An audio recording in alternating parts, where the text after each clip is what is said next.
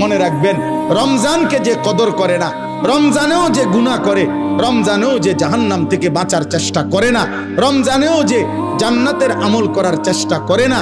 ভাই আমার, ছেলেরা আমার, বাবা আমার, পর্দার আড়ালের মা বোন আমার, সবাইকে এই শেষ কথা বলি। আল্লাহ রসুল বলছে, জিব্রাইল আইসা